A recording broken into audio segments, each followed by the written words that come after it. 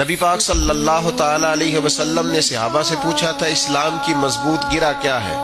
تو عرض کی یا رسول اللہ صلی اللہ علیہ وسلم نماز۔